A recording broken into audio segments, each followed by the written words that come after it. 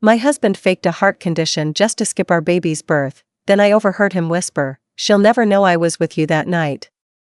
7 months later, I found her bracelet under our bed. The night I went into labor, my husband wasn't there. His name is Sawyer.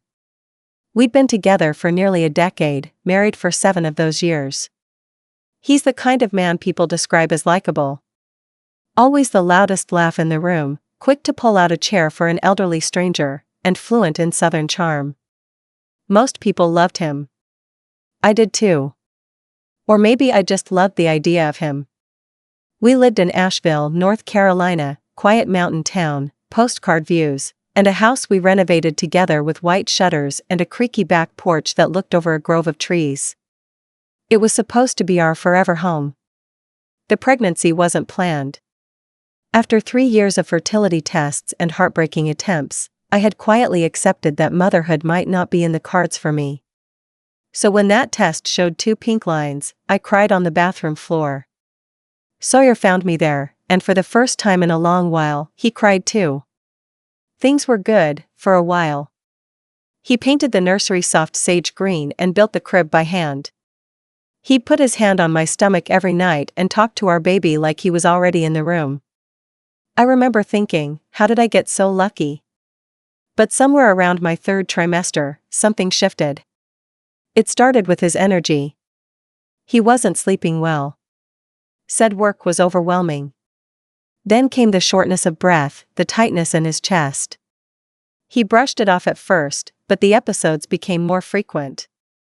Finally, after I begged, he went in to see a cardiologist. He came home that evening with a concerned look on his face and a manila folder full of pamphlets. "They said it's arrhythmia," he muttered, dropping into the kitchen chair. "It's not life-threatening. Yet. But I need to be careful. Could be stress-triggered. I might need to be monitored." I was worried. Of course I was. We had a baby on the way. And here I was, now preparing to care for both my child and my husband. What I didn't know then was that Sawyer had already decided he wasn't going to be there the night our son was born. That he'd already made other plans. The labor came on a rainy Wednesday evening.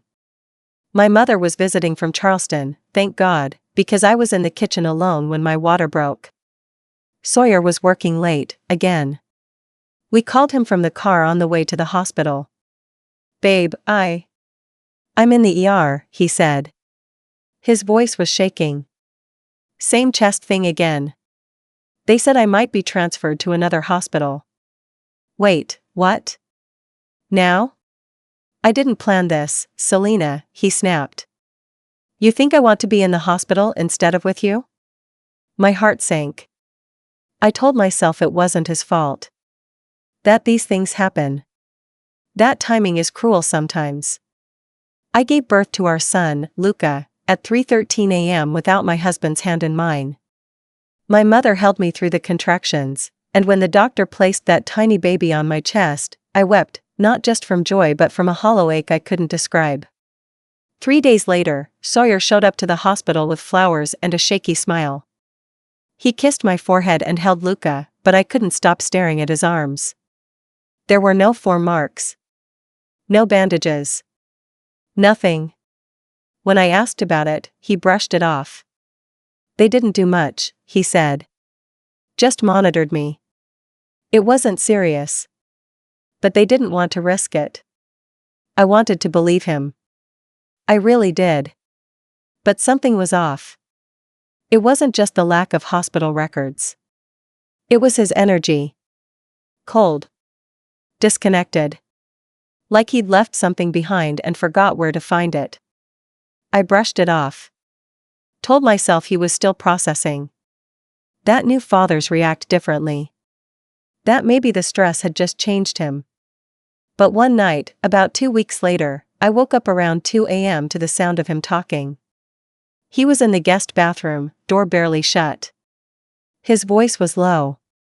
"She'll never know I was with you that night," he said. I froze. I didn't say anything. Just lay there, Luca asleep beside me, my heart thudding so loud I was afraid he'd hear it through the wall. When he came back to bed 10 minutes later, I pretended to be asleep. He climbed in beside me and let out a long, steady breath. I knew then. Deep down, I knew. But I needed proof. Over the next few weeks, I became someone I didn't recognize. Quiet. Watchful. I tracked his location with a GPS app he didn't know was still installed on his phone. I checked our shared iCloud account and realized he'd started deleting messages, but not before backups caught most of them. I logged into his email, and when I couldn't sleep, I scrolled through flight confirmations, hotel bookings, meeting invites that didn't line up with his calendar at all. The name Kendra came up again and again. He said she was a new consultant at his firm. Brilliant, ambitious, a real asset to the team. But I'd never met her. Never even seen her photo. That changed 7 months later. Luca had just started crawling, and he was obsessed with grabbing everything. One afternoon, while digging under the bed for a pacifier, I felt something small and cold slide against my fingertips. It was a bracelet. Thin. Gold.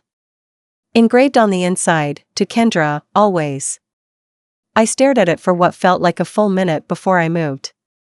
My knees locked, and I had to steady myself on the bed frame. I didn't scream. I didn't cry. I just knew. I left it on the nightstand. Just left it there. Waiting. Like a loaded gun. When Sawyer walked in that night, I was feeding Luca mashed bananas in the kitchen. He kissed me on the head, washed his hands, and poured himself a glass of bourbon. He didn't notice the bracelet right away. But I did. I watched his face fall the second his eyes caught the glint of it on the nightstand. He stood there for a moment too long. And that's when I said, calmly, "You left something under the bed." He didn't deny it. Didn't ask where I found it. Didn't even touch it. Just whispered, "Selena," that was all I needed to hear. I turned back to Luca, who was giggling and smashing banana into his high chair. My whole world was right there in front of me, cheeks sticky with fruit and eyes that looked too much like mine to let any of this slide. But I didn't react that night. Not yet. I barely slept that night. Sawyer didn't come to bed. I heard the floorboards creak as he paced the living room until sunrise. Occasionally, I'd hear the faint clink of ice in his glass, another pour, another hour. I lay in the dark nursery with Luca asleep beside me, staring up at the ceiling, listening to the silence between his footsteps. I didn't cry. Not yet. In the morning, he tried to pretend nothing had happened. Made coffee. Toast. Even buttered it the way I liked. I sat across from him at the kitchen table, holding my mug, not saying a word. He glanced at the bracelet still resting on the nightstand, he hadn't touched it, and cleared his throat. "I'm sorry," he said quietly. I looked at him, not blinking. "For what?" He swallowed. "For everything." I let the silence stretch long and uncomfortable. He didn't elaborate. He didn't confess. Just those vague words. Everything. I wasn't going to do his emotional labor for him. After breakfast, I took Luca to the park. It was early spring in Asheville. The kind of day where everything smells like blooming trees and damp mulch. I sat on a bench watching Luca nap in his stroller and tried to make sense of what came next. I wasn't the type of woman who imagined herself divorced. My parents had been together for 40 years. Divorce was a word reserved for other families, people on the periphery. Not us. Not me. But then again, I never imagined my husband would fake a heart condition to cheat his way out of attending his own son's birth. That night, after putting Luca to bed, I walked into the living room where Sawyer was nursing another drink. He barely looked up from the TV. "Who is she?" I asked, quiet but direct. His jaw tensed. "Selena, don't give me a half-truth," I said. "You said her name. You were with her the night Luca was born. You made up a whole emergency. You left me alone, I didn't know it would happen that night. You didn't care." His face twisted like he wanted to argue. But he didn't. He just looked down at his hands, voice almost a whisper. It wasn't supposed to go on. It was a mistake. That word. Mistake. Like he'd dropped a dish or taken the wrong highway exit. Like our entire life wasn't crumbling because of a deliberate, repeated choice. How long? I asked. He exhaled. Since last fall. I felt something deep inside me crack. Not loud. Not even painful yet. Just hollow. Like a door swinging open in a dark room I hadn't dared look into. She's married, I said. Isn't she? He nodded once. And you just, what? Played house with her while I sat at home growing a human? While I worried about your heart giving out? His voice broke a little. I wasn't myself. I blinked at him. You were exactly yourself. That's the problem. He didn't respond. After a long pause, he said, I want to fix this. I shook my head. I don't think you even know what this is. He looked at me, and for the first time in months, I saw something close to fear in his eyes. But it was too late for fear.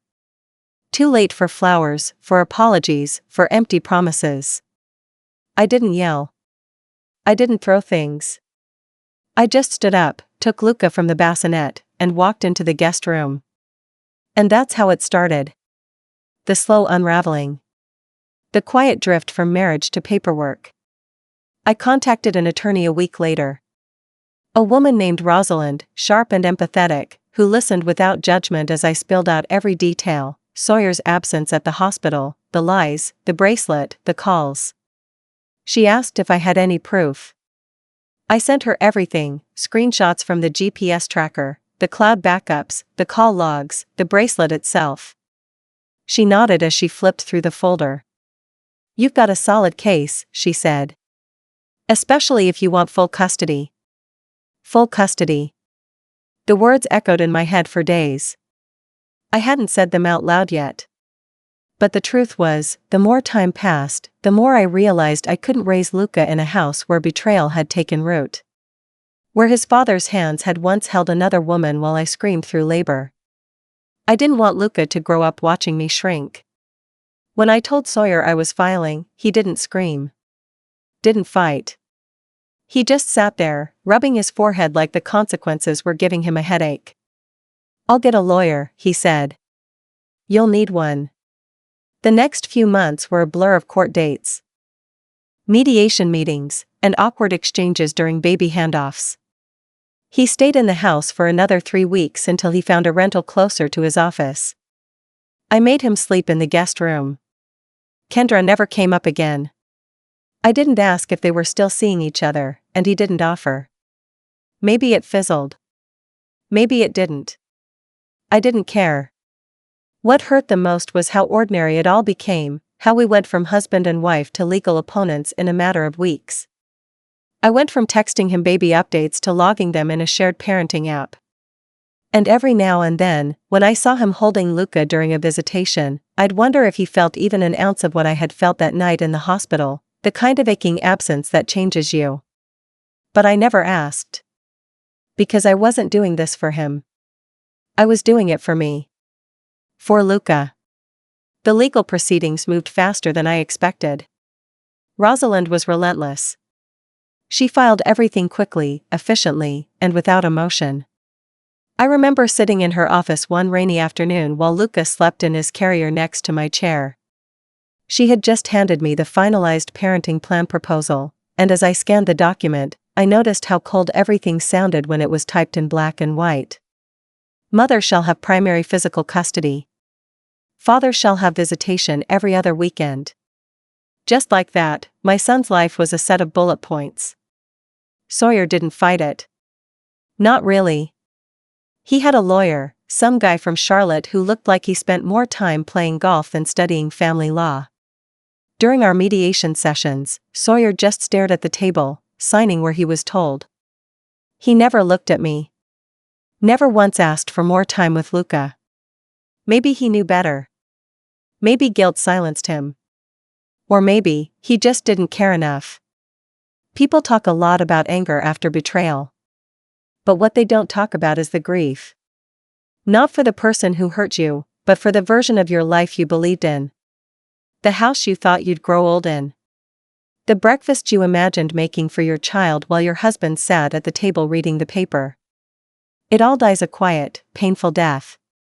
The worst part wasn't even losing Sawyer. It was explaining the shift to people who thought we were the perfect couple. My best friend Karis came down from Chapel Hill when she found out. She showed up at my door with a bottle of wine, bags under her eyes, and fury already radiating from her like static. "You want me to burn his car?" she said, stepping inside. "I want to burn the memory of him," I replied. We sat on the back porch for hours, wrapped in blankets, listening to Luca's baby monitor while she talked me through everything I was afraid to say out loud. She was the first person I told about the phone call I overheard. About the bracelet. About the way I'd waited silently in that hospital bed, thinking he was clinging to life in an ER while he was actually tangled up in sheets with someone else. Her face turned pale. Then red. He wasn't just selfish. He was cruel, she said. I nodded, but there were no tears left in me that night. Just an eerie calm. Like the part of me that once trusted had simply switched off. Around that time, the rumors started. It's a small town. People notice things. Neighbors talk. And when someone like Sawyer, Mr. Friendly, Mr. Charismatic, suddenly moves out of the house he hand-built with his wife, people get curious. One day, at the local farmer's market, an older woman named Irene, someone I knew through a mom's book club, approached me near the honey stand. "I hope this isn't forward," she said gently, "but I saw Sawyer last weekend, with someone. A younger woman. They were at the Bull and Beggar. Seemed cozy." I forced a smile. "It's not forward. It's just accurate." She gave me a soft pat on the arm. "You're handling this with such grace, Selena." But I didn't feel graceful. I felt like a half-burned wick, barely keeping a flame. A week later, I saw him and Kendra together. I wasn't trying to. It was one of those awful coincidences you wish you could unsee. I was coming out of Luca's pediatric appointment downtown when I saw them walking out of a wine bar. She was tall, sharp features, the kind of woman who looked like she belonged in a tech startup commercial. Her hand was looped through his arm. He saw me before I saw him. His body tensed, and for a second, I thought he might run. Instead, he just nodded. Like a stranger passing a neighbor in the parking lot. I didn't break eye contact. Neither did she. And in that moment, I realized she knew. She had known. Maybe not everything, but enough. You don't look at another woman like that unless you understand what's been taken from her. I walked past them without a word. That night, when Luca fell asleep, I pulled the bracelet out of the drawer where I'd hidden it. I turned it over in my hands, ran my fingers over the engraving again. To Kendra, always. Always. Such a stupid word when you think about it. No one means always. Not really. Not Sawyer. Not people like her. And probably not me, not anymore. That was the night I removed my wedding ring. I didn't make a big ceremony out of it. I just took it off, placed it in the drawer next to the bracelet, and closed it. It didn't hurt like I thought it would. It just felt overdue. Weeks went by. Then months. The house felt quieter, but not empty. Just peaceful. Like it had exhaled after holding its breath for too long. Luca was growing fast. Babbling, crawling faster, and starting to pull himself up on furniture. Every time he stood, he'd look at me with the same wide, eager smile. I'd look back and think, "You're my whole world now. And I won't let him ruin you, too." But things weren't always easy. One night, after Sawyer's visitation, Luca came back with a mild diaper rash and a small scratch on his cheek. Nothing major. Just typical baby stuff. But I couldn't stop the anxiety from spiraling. I stared at the red mark on his face for half an hour, wondering if I should call the pediatrician, if I should document it, if I was being paranoid. I called Karis. "Am I crazy for being this anxious?" I asked. "No," she said. "You're a mom. And you're not crazy, you're finally realizing you're the only one who always shows up." That word again. Always. I stayed up late writing in a notebook that night. Not for court. Not for anyone else. Just for me. I wrote down everything I'd been too tired or numb to process: the fear, the shame, the guilt, the grief, the rage. I wrote until my hand cramped and my heart felt lighter. It became a routine. Every night, after Luca went to sleep, I'd write. Sometimes a few words. Sometimes pages. It helped. More than therapy. More than talking.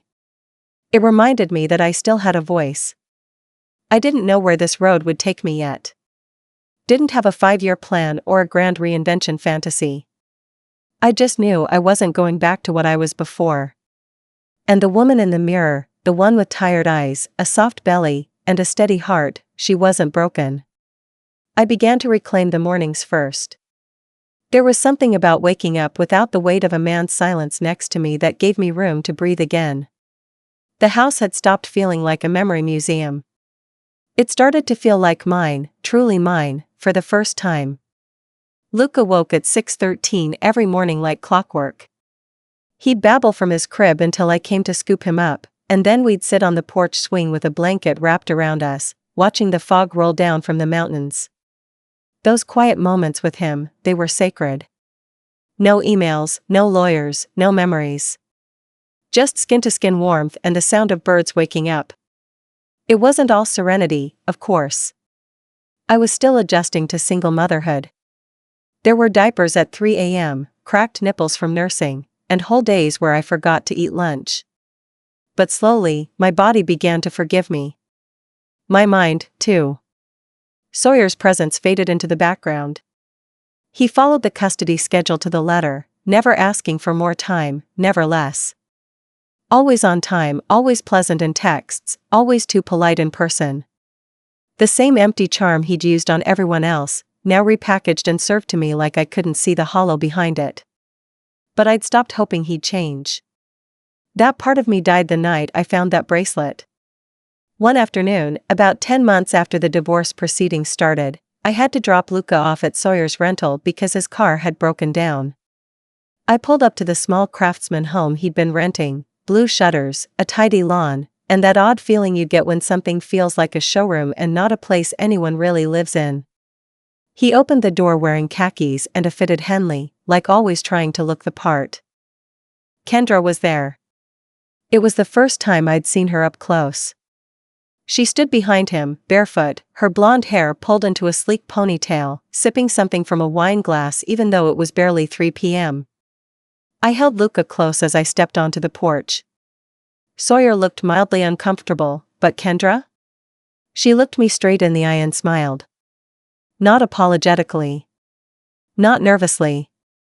Just, smugly. Like she'd won something. Sawyer cleared his throat. "Thanks for bringing him."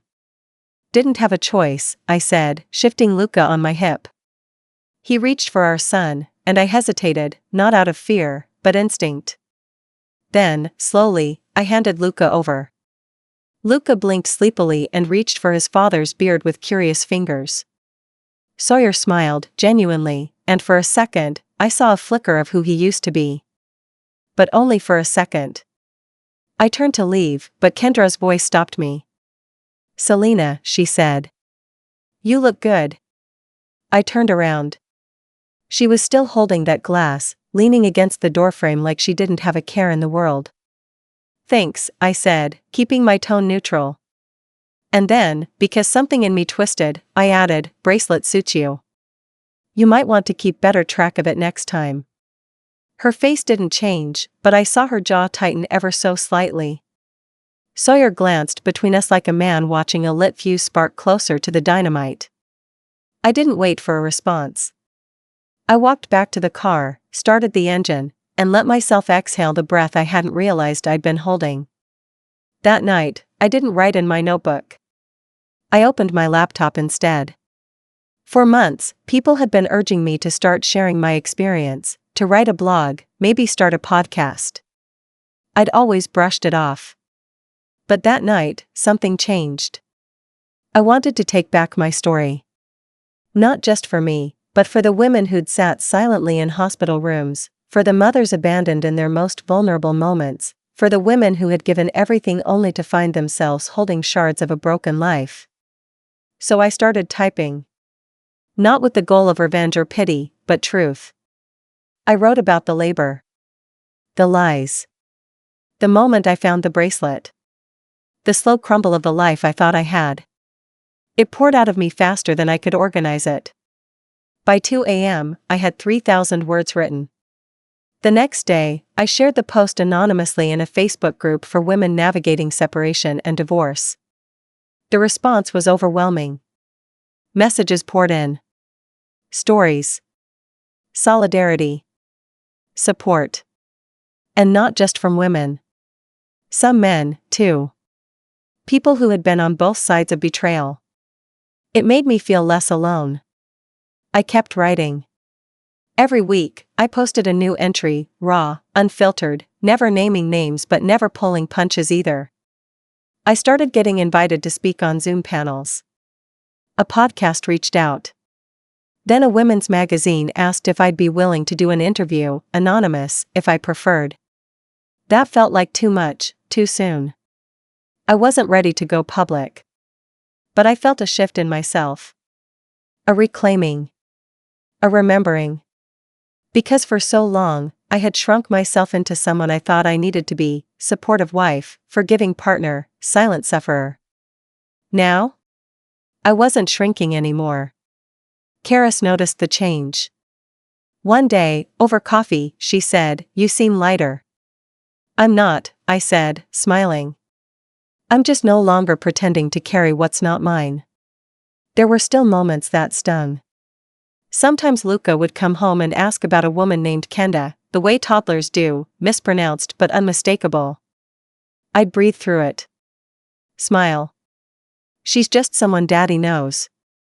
I wouldn't speak ill of her in front of him. Not for her sake, but for his. Because Sawyer might not have shown up for me, but I would always show up for Luca. With truth. With stability. With love that doesn't need to be earned, just received. There were harder days, too. Holidays. The first Christmas without him felt like I was decorating around a ghost. I kept it simple.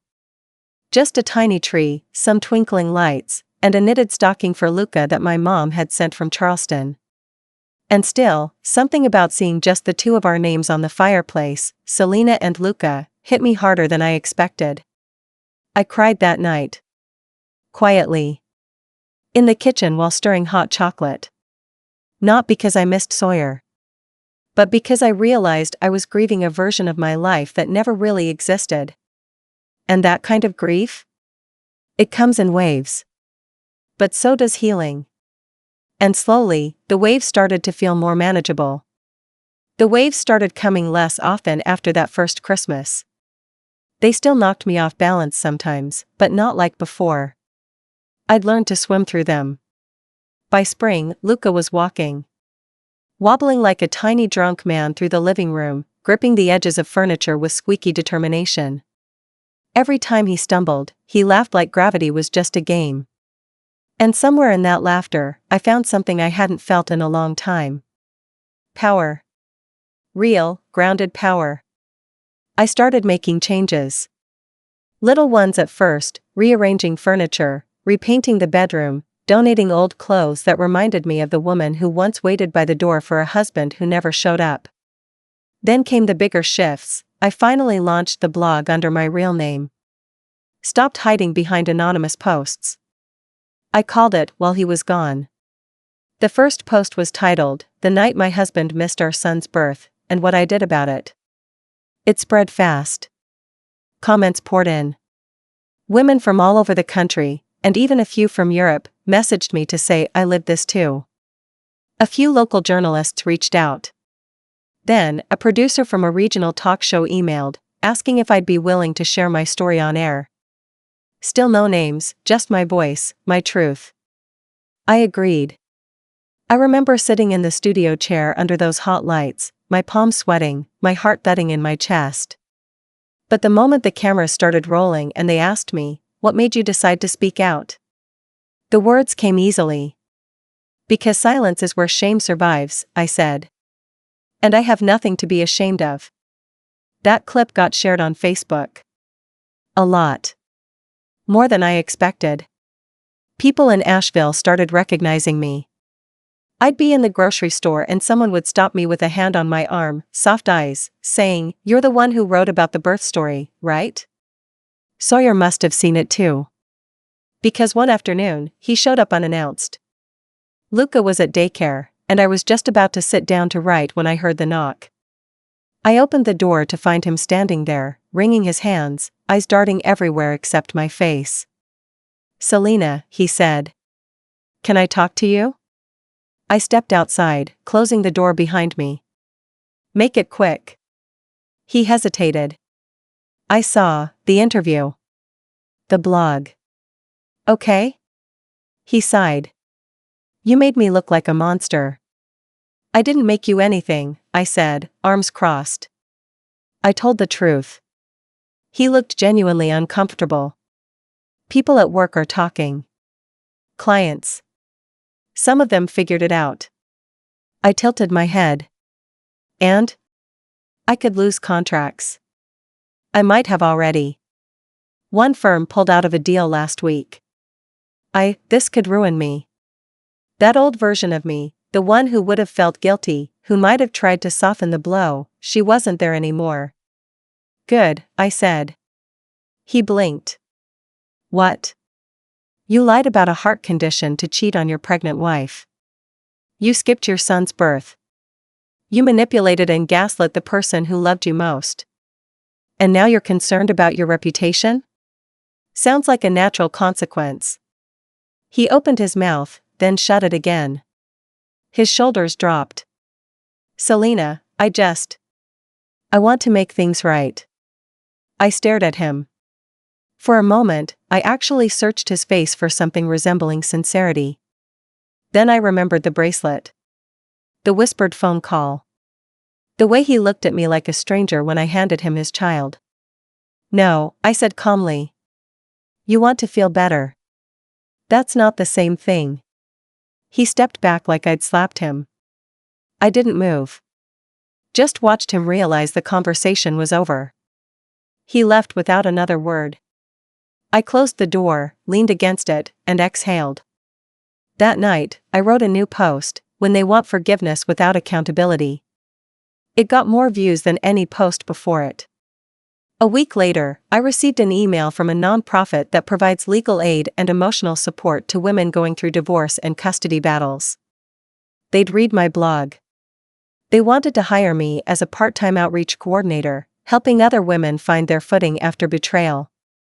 It didn't pay much, but I said yes. Because suddenly, my pain had a purpose. I wasn't just surviving anymore, I was creating a path for others to survive too. And as for Kendra? She disappeared from Sawyer's life shortly after the fallout from my blog took hold. Word got around that her own marriage imploded under suspicious circumstances. She moved out of town. I never heard her name from Luca's lips again. I didn't need to confront her. I didn't need revenge in the form of yelling or public takedowns. Watching her slink away from the life she tried to hijack was satisfaction enough. A year passed. Then 2. Luca turned 3 this past spring. We had a picnic party at the Biltmore Gardens, surrounded by kids, bubbles, and juice boxes. My mother flew in. Karis brought homemade cupcakes. And me? I stood in the sun, barefoot in the grass, holding my son's hand while he reached for butterflies. And I felt whole. Not healed, necessarily. Healing is messy, non-linear, and forever unfolding. But whole.